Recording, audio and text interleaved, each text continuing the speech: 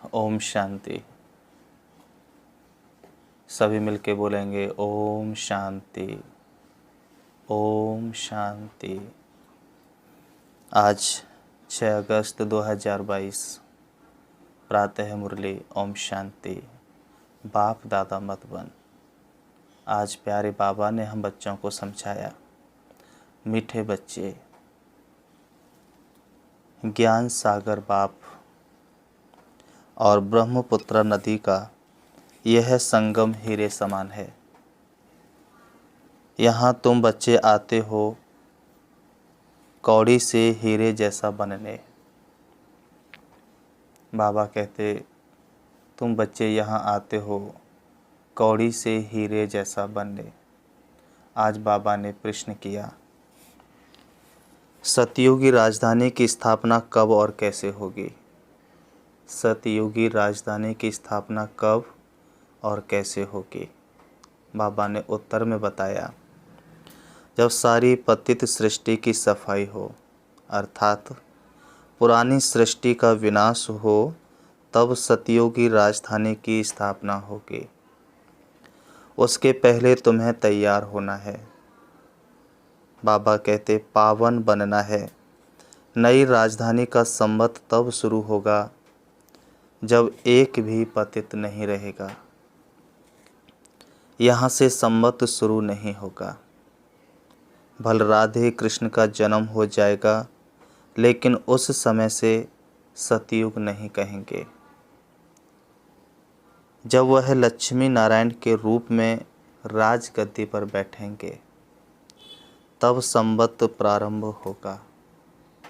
बाबा कहते हैं तब तक आत्माएं आती जाती रहेंगी। यह सब विचार सागर मंथन करने की बातें हैं। आज की मुरली का बाबा ने गीत बताया, यही बाहर है ओम शांति। यह बच्चे कहाँ आए हुए हैं? बाबा ने हम बच्चों से पूछा, यह बच्चे कहाँ आए हुए हैं? तो हम ज्ञान सागर के कंठे पर। वैसे रहते हैं ज्ञान गंगाओं के कंठे पर, और अभी आए हैं ज्ञान सागर के कंठे पर। तो बाबा ने फिर पूछा कि कौन आए हैं? तो बताया ज्ञान गंगाएं। बाबा ने फिर से पूछा, क्या बनने के लिए आए हो? बाबा कहते कौड़ी से हीरे अथवा कंगाल से सिरताज बनने के लिए आए हैं। तो ब्रह्मा है ब्रह्मपुत्र और शिव है ज्ञान सागर। वह है ब्रह्मपुत्र नदी, बच्चा तो है ना ब्रह्मा वल्द शिव। तुम हो पोत्रे और पोत्रियाएं। कलकत्ता में सागर और नदी का बड़ा भारी मेला लगता है। वहाँ गंगा, ब्रह्मपुत्र और सागर मिलते हैं। बाबा कहते हैं ब्रह्मपुत्र में और भी नदियाँ मिलती हैं। मुख्य है ब्रह्मपुत्र और सागर का संगम। उनको ही कहते हैं डायमंड हार्बर। यह नाम अंग्रेज़ों ने रखा है।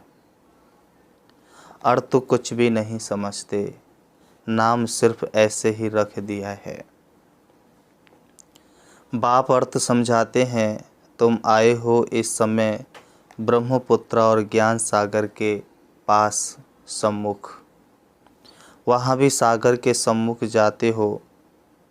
बाबा कहते हैं हीरा बनने के लिए, परंतु हीरों के बदले पत्थर बन जाते हो, क्योंकि वह है भक्ति मार्ग।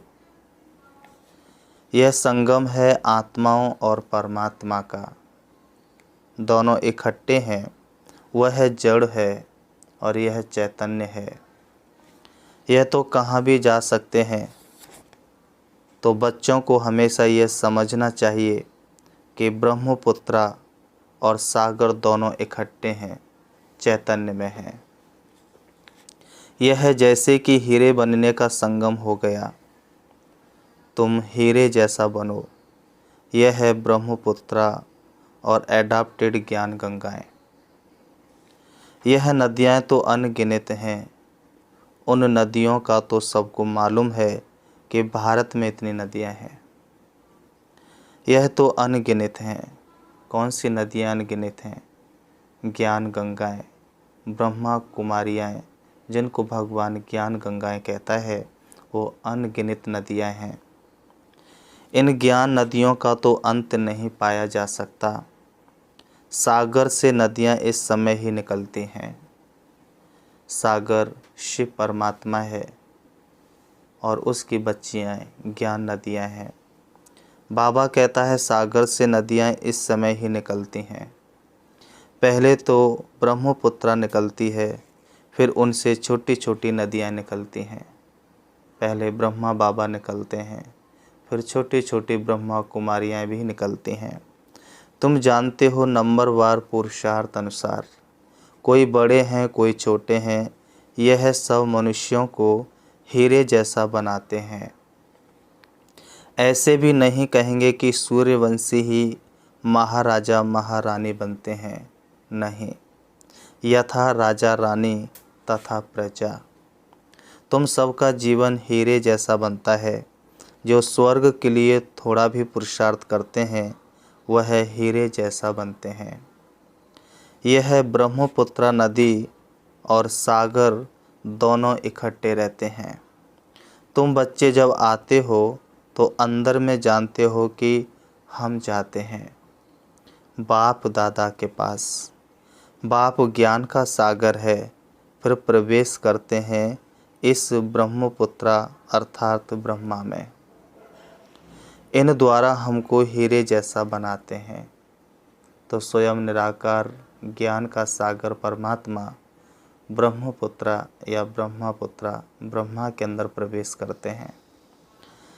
अब जो जितना पुरुषार्थ कर श्रीमत पर चले, यह भी जानते हो जहाँ तक जीना है वहाँ तक पुरुषार्थ करना है। भगवान कहता है जो श्रीमत पर चले। श्रीमत माना 3 मत होती हैं। सबसे पहले मनुष्य मत, दूसरी देव मत और तीसरी श्रीमत। मनुष्य मत पर चलने से मनुष्य भटक जाता है। देव मत पर चलने से अल्पकाल की प्राप्ति होती है। यदि हम श्रीमत पर चलते हैं तो नर से श्री नारायण बन जाते हैं, मनुष्य से देवता बन जाते हैं, कांटों से फूल बन जाते हैं। तो बाबा कहता है कि पुरुषार्थ कर श्रीमत पर चले। यह भी जानते हो जहाँ तक जीना है वहाँ तक पुरुषार्थ करना है। शिक्षा तो मिलती रहती है, इम्तिहान की रिजल्ट तो विनाश के समय ही निकलती है। एक तरफ रिजल्ट निकलेगी, दूसरी तरफ विनाश शुरू होगा, फिर तो हाहाकार हो जाता है।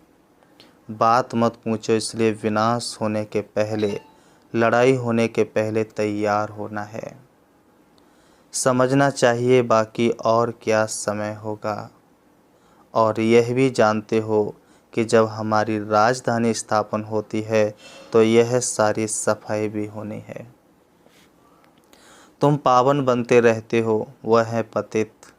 सब पतित खलास हो जाएं, हिसाब किताब चुकतू कर सब वापिस चले जाएं।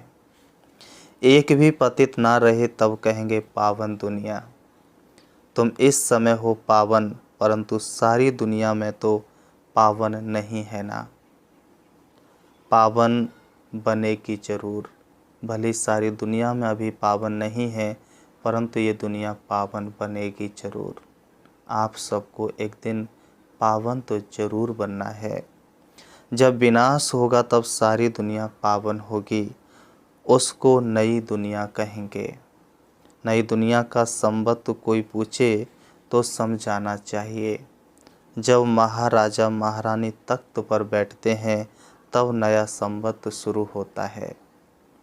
जब तक नया संवत शुरू हो तब तक पुराना जरूर कायम रहेगा। यहाँ से संवत शुरू नहीं होगा। हम ब्राह्मण भले नए हैं, हम ब्राह्मण भले नए हैं, परंतु दुनिया अथवा सारी पृथ्वी थोड़ी ही नई है। अभी है संगम, कलयुग के बाद सतयुग आना है। हम कहते ही हैं first prince princess Radhe Krishna, फिर भी हम उस समय सतयुग नहीं कहेंगे। जब तक लक्ष्मी नारायण तख्त पर नहीं बैठे हैं तब तक कुछ न कुछ खिटपिट होती रहेगी। भल राधे कृष्ण आ जाते हैं। देखो यह है विचार सागर मंथन करने की बातें। सतयुग जब शुरू होगा तब संवत शुरू होगा। बाबा कहते सूर्यवंशी डिनाइस्टी का संवत फलाना, परंतु प्रिंस प्रिंसेज के नाम पर संवत कभी नहीं होता। बाकी बीच के समय में आना जाना होता रहता है। छी मनुष्यों को भी जाना है, कुछ ना कुछ बचे हुए तो रहते ही हैं ना। जो भी बचे हुए होंगे वह भी वापस जाएंगे, टाइम लगता है। फिर बाबा ने पूछा कि यह कौन समझाते हैं? ज्ञान सागर भी समझाते हैं तो ब्रह्मपुत्रा ज्ञान नदी भी है, दोनों इकट्ठे समझाते हैं। वह कुंभ का मेला तो वर्ष वर्ष लगता है, यह कुंभ का मेला सागर और ज्ञान नदियों का मेला तो संगम युग पर ही होता है। तुम बच्चे कहेंगे हम जाते हैं माता पिता व ज्ञान सागर और बड़ी नदी के पास।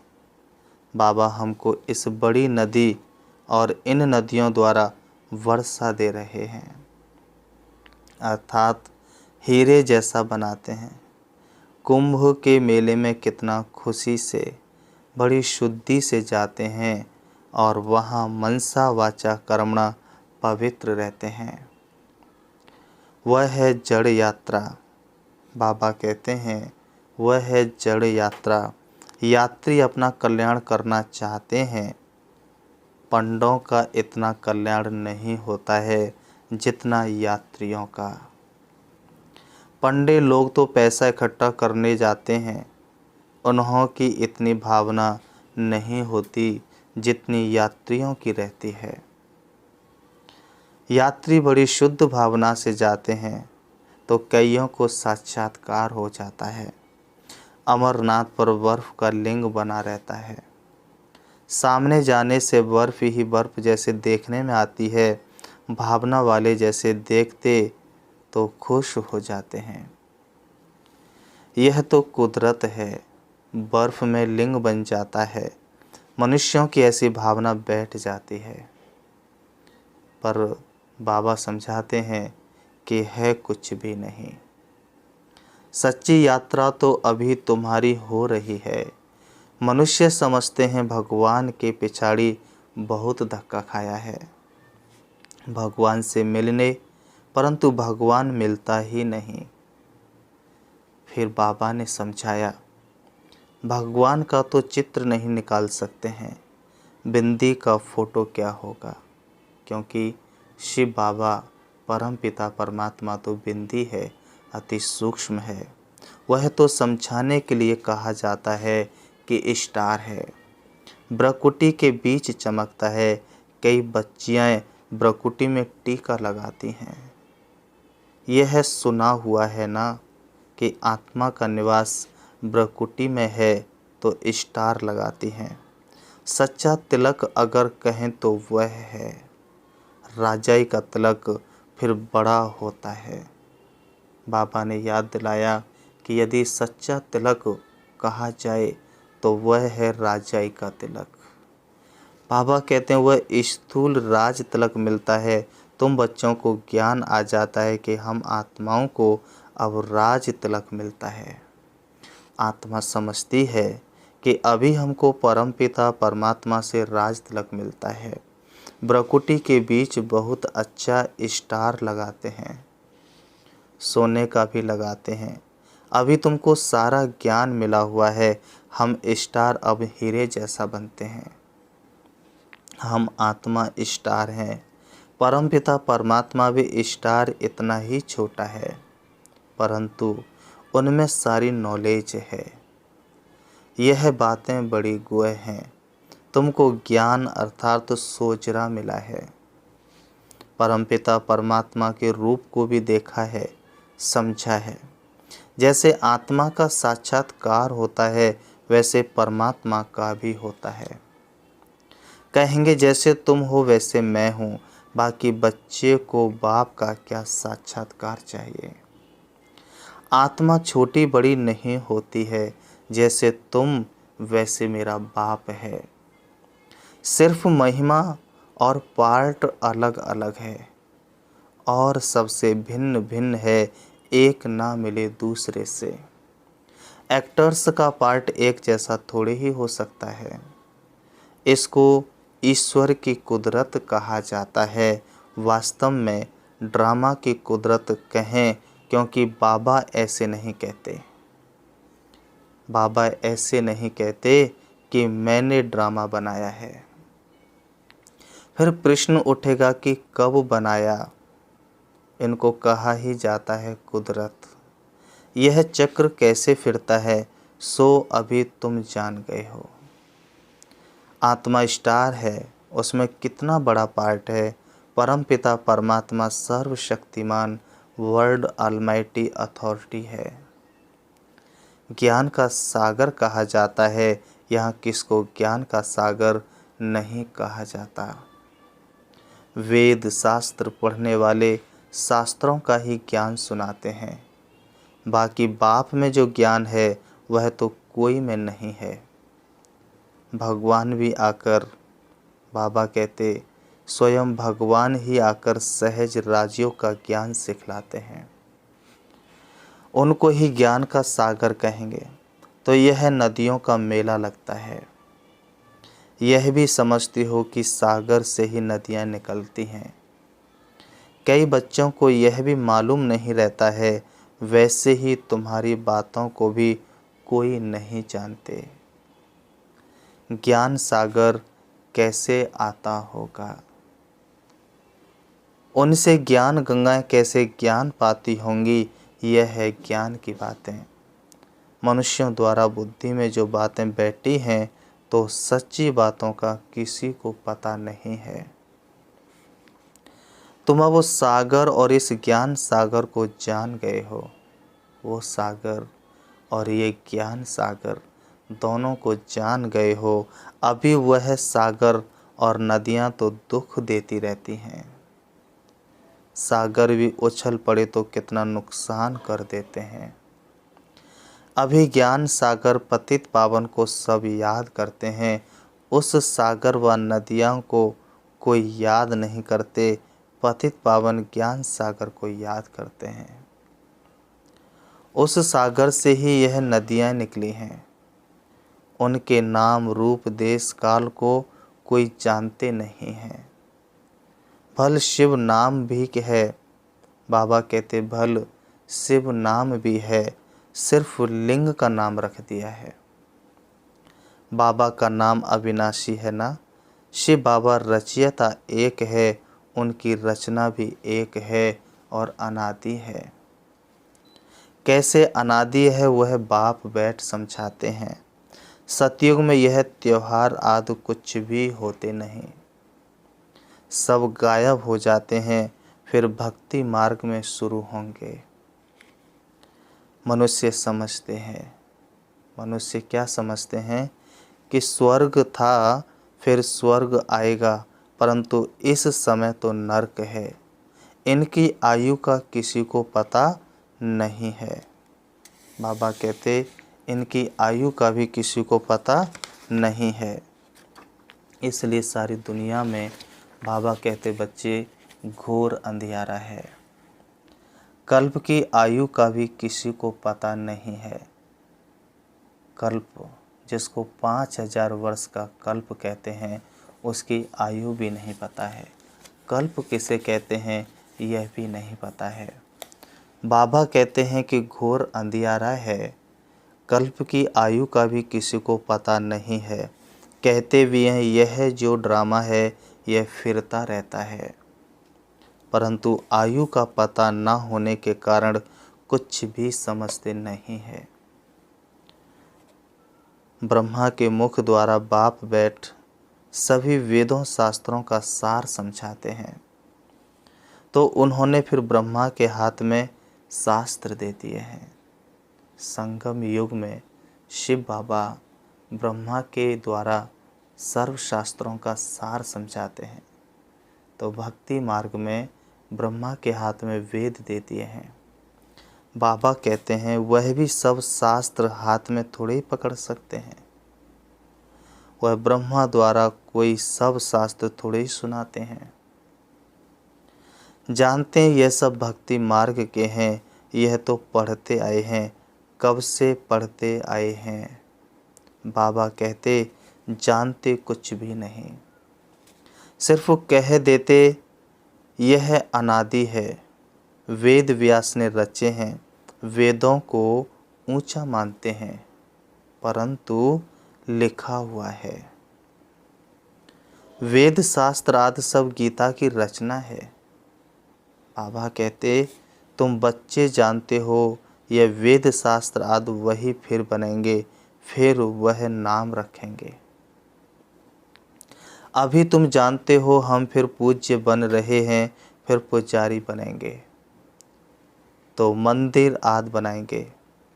राजा रानी मंदिर बनाएंगे तो प्रजा भी बनाएगी। बाबा कहते भक्ति मार्ग शुरू होने से फिर सब मंदिर बनाने लगते हैं, घर घर में भी बनाएंगे। लक्ष्मी नारायण की राजधानी में तो राधे कृष्ण का मंदिर बन नहीं सकता। मंदिर तो भक्ति मार्ग में बनते हैं। जैसे जैसे गिरते जाते हैं मंदिर बनाते जाते हैं। सूर्यवंशी और चंद्रवंशियों की जो प्रॉपर्टी है वह वैश्यवंशी और शूद्रवंशी भोगते हैं। बाबा कहते नहीं तो ये राजे कहाँ से आए। प्रॉपर्टी चलती आती है, बड़ी बड़ी जो प्रॉपर्टी है वह छोटी छोटी होती फिर आखिर में कुछ भी नहीं रहता है। आपस में बांटते जाते हैं तो बच्चों को अब समझ में आ गया है कि कैसे हम पूज्य बनते हैं, कितना समय बनते हैं, फिर कैसे पुजारी बनते हैं, अभी समझ गए ना। बाबा कहता है कैसे हम पूज्य से पुजारी और पुजारी से पूज्य बन जाते हैं, यह बात अभी तो समझ गए ना। और इस बात को और ही स्पष्ट समझाने के लिए बाबा ने 7 डे के कोर्स के अंदर सीढ़ी वाले चित्र के अंदर समझाया है। सीढ़ी में हम समझ सकते हैं कि कैसे हम पूज्य और कैसे हम पुजारी बनते हैं। बाबा कहते हैं कि कितना समय बनते हैं फिर कैसे पुजारी बनते हैं, अभी समझ गए ना कि परमपिता परमात्मा का नाम रूप देश काल और उनका पार्ट क्या है। भक्ति मार्ग में भी भक्तों की शुद्ध भावना बाप ही पूरी करते हैं, अशुद्ध भावना रावण पूरी करते हैं। अभी तुमको ज्ञान सागर ने सारा ज्ञान बुद्धि में बिठाया है। सब तो नहीं समझेंगे, जो कल्प पहले वाले हैं वही निकलते रहेंगे। अच्छा, तो फिर बाबा कहते मीठे मीठे सिकलदे बच्चों प्रति माता पिता बाप दादा का याद प्यार और गुड मॉर्निंग। रूहानी बाप की रूहानी बच्चों को नमस्ते। रूहानी हम बच्चों की रूहानी बाप दादा को याद प्यार और नमस्ते नमस्ते नमस्ते। आज की मुरली का धारणा के लिए मुख्य सार नंबर 1, जब तक जीना है पुरुषार्थ करते रहना है। बाप की शिक्षाओं को अमल में लाना है। बाप समान मास्टर ज्ञान सागर बनना है। दूसरा, रूहानी पंडा बन सबको सच्ची यात्रा करानी है। हीरे जैसा बनना और बनाना है। वरदान, श्रेष्ठ और शुभ व्रति द्वारा वाणी और कर्म को श्रेष्ठ बनाने वाले विश्व परिवर्तक भव। बाबा कहता है श्रेष्ठ और शुभ व्रति द्वारा वाणी और कर्म को श्रेष्ठ बनाने वाले विश्व परिवर्तक भव। बाबा ने अर्थ समझाया। जो बच्चे अपनी कमजोरियों वृत्तियों को मिटाकर शुभ और श्रेष्ठ वृत्ति धारण करने का व्रत लेते हैं, उन्हें यह सृष्टि भी श्रेष्ठ नजर आती है। वृत्ति से दृष्टि और कृति का भी कनेक्शन है। कोई भी अच्छी व बुरी बात पहले वृत्ति में धारण होती है, फिर वाणी और कर्म में आती है। वृत्ति श्रेष्ठ होना माना वाणी और कर्म स्वतः श्रेष्ठ होना। वृत्ति से ही वाइब्रेशन वायुमंडल बनता है। श्रेष्ठ वृत्ति का व्रत धारण करने वाले विश्व परिवर्तक स्वतः बन जाते हैं। स्लोगन है, विदेही व अशरीरी बनने का अभ्यास करो तो किसी के भी मन के भाव को जान लेंगे। ओम शांति, ओम शांति, ओम शांति। 5 मिनट बाबा को याद करेंगे, हटाएंगे अपने मन को सारे दिन की व्यर्थ बातों से, देखेंगे अपने आप को चमकती हुई ज्योति के रूप में। मैं आत्मा चमकते हुए सितारे की तरह हूँ। मेरी शक्तियाँ चारों तरफ फैली हुई हैं। मैं अति सूक्ष्म हूँ। प्यारे पिता की संतान हूँ। मेरे पिता परमात्मा ज्योति बिंदु से परम धाम के रहने वाले हैं। मुझ आत्मा का भी घर परम धाम शांति धाम है, जहाँ की मैं आत्मा रहने वाली थी। परम धाम से मैं आत्मा सृष्टि रंगमंच पर पाठ बजाने आई थी। मैंने अनेक नाम रूप वाले वस्त्र धारण कर भिन्न भिन्न देशों में पाठ बजाया। अब मेरा पाठ पूरा हुआ। मुझे अपने घर वापस जाना है। मैं आत्मा देह रूपी वस्त्रों से अलग होकर चली जा रही हूँ। चारों तरफ शक्तियों को बिखेरती हूँ। मैं आत्मा चली जा रही हूँ। मेरी लाइट की किरणें चारों तरफ फैल रही हैं। मैं आत्मा सृष्टि रूपी आंगन से दूर, सूरज चांद सितारों से पार, सूक्ष्म वतन से भी दूर। अब मैं आत्मा प्रवेश करती हूँ हल्के सुनहरे लाल रंग के आसमान में, जहाँ सभी आत्माएं मणियों के रूप में चमक रही हैं। मुझ आत्मा का प्रकाश इन सभी आत्माओं से ज़्यादा है। मेरे प्रकाश से सभी आत्माएं प्रकाशित हो रही हैं। अब मैं उससे भी ऊपर देख रही हूँ अपने पिता परमात्मा ज्योति बिंदु शिव को, जिनकी शक्तियाँ चारों तरफ बिखरी हुई हैं। ये कैसा अनोखा अनुभव है। मुझे अद्भुत अनुभूतियाँ हो रही हैं। शांति के सागर श्री बाबा शांति की किरणें चारों तरफ फैला रही हैं। मैं आत्मा शांति के सागर श्री बाबा के सन्मुख हूँ।